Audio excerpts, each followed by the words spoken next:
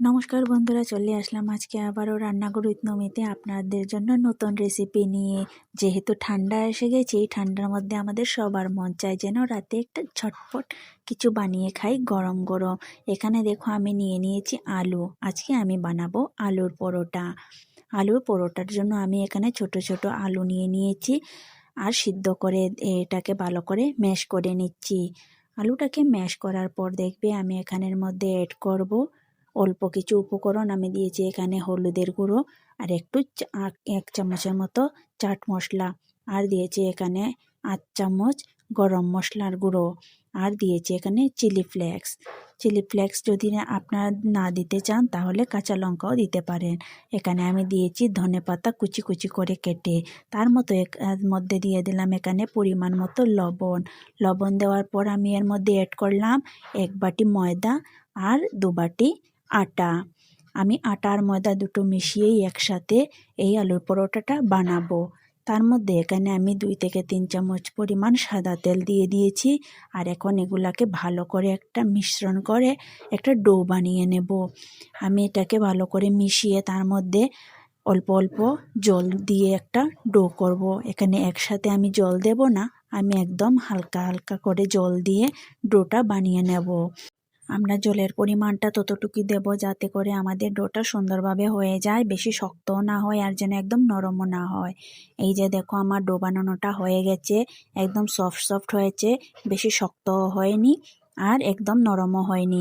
এখন আমি তার মধ্যে উপর থেকে একটু সাদা তেল লাগিয়ে রেখে দেব 10 মিনিটের জন্য ঢেকে।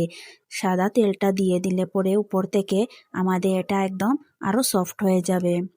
আর যখন আমরা ছোট ছোট গুলি করব তখন খুব সুন্দরভাবে হয়ে যাবে। এখানে আমি 10 মিনিটের জন্য ঢাকনা দিয়ে রেখে দিলাম।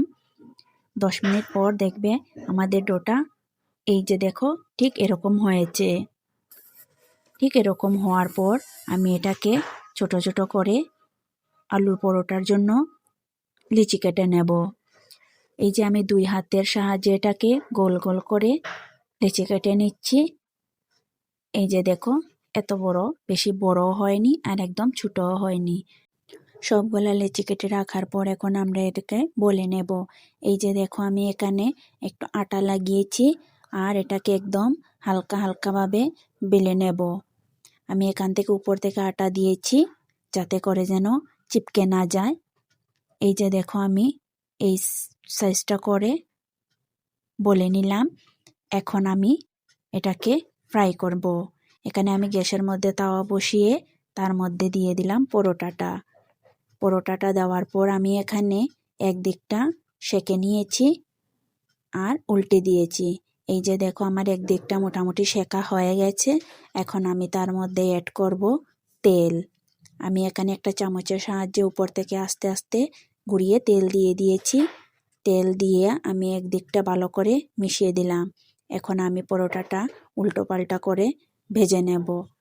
যেহেতু আমাদের 2 সাইডটাই যেন একটু একটু করে লাল লাল হয়ে গেছে, বাস আমাদের পরোটাটা রেডিও হয়ে গেল।